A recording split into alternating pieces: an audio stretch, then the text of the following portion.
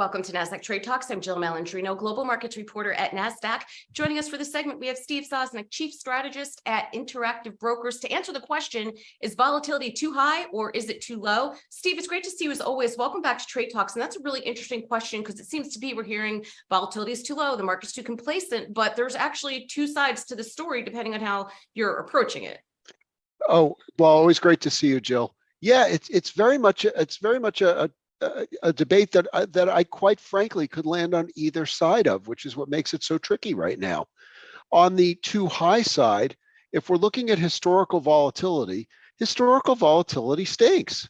We're talking about very low double-digit numbers.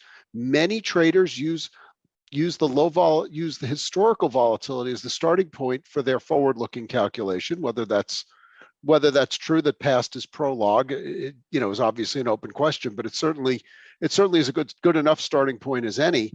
And so if we expect the current lack of volatility to persist, major volatility indices like VIX and Vol-Q are at relatively elevated levels. The flip side of that is we have the debt ceiling talks, and we've been on quite a run, and we're sort of bumping along some levels that have provided some resistance in the past. What we know is volatility can get very expensive in a hurry. It's very hard to buy when you need it.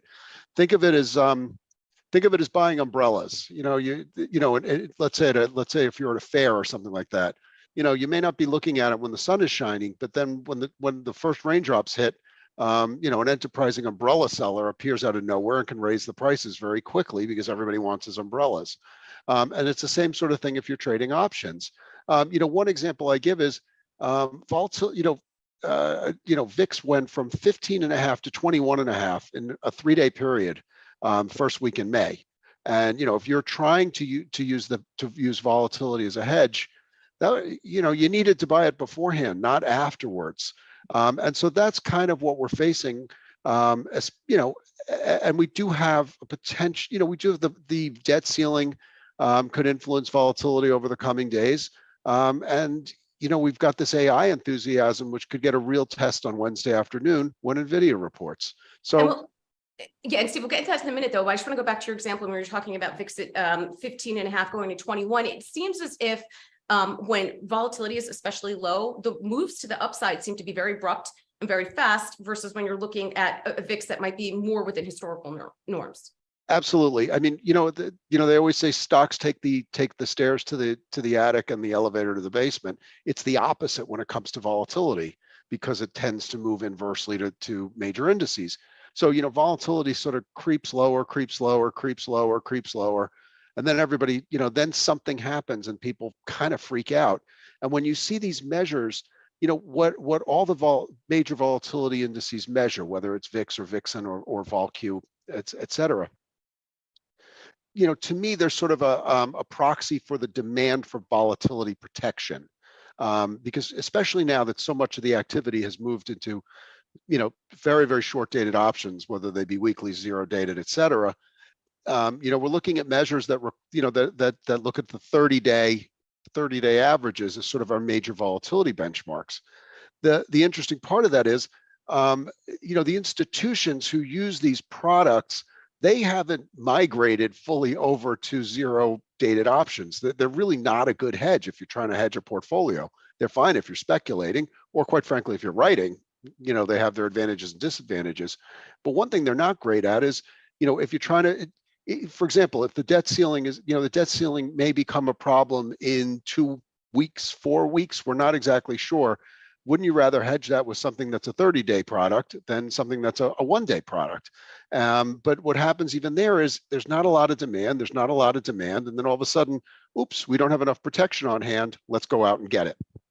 Right. And then, of course, we have Nvidia reporting on Wednesday. But to your point earlier, there's a lot of concentration in the market in terms of what is moving it. There's 7, 8 names in the mega caps.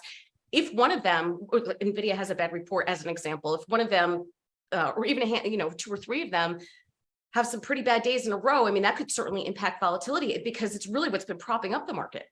Oh, absolutely. Now, this was one of my fears into earnings season, and quite frankly, it didn't really materialize because, Tesla missed, but it wasn't enough to really drag down everybody. because that is sort of a unique situation. But then you had Microsoft and Meta blew their earnings away. Alphabet was good enough. Amazon, looked good, but then their guidance wasn't great, and I think the market got a little too bulled up in front of it. So we kind of dodged that bullet. But now, we're now really sort of in full-fledged AI enthusiasm mode, and there is no stock that illustrates AI enthusiasm more than Nvidia. At their last and they fully embraced it. At their last conference call, which 3 months ago, obviously, management mentioned AI 70 times. They mentioned it 37 times before they even took their first question. So if there's any doubt that these guys are fully on board with AI, there shouldn't be any. Now, and the market's rewarded them for that. The stock's up over about 115% year to date. That's insane. That's phenomenal. Insane in a good way, by the way. I'm not saying it's overvalued if all this stuff comes to fruition. But another thing to keep in mind is unless there's a monstrous upside earnings surprise, the company's actually going to be earning less this quarter than it did a year ago. So we're still waiting for some of that promise to emerge.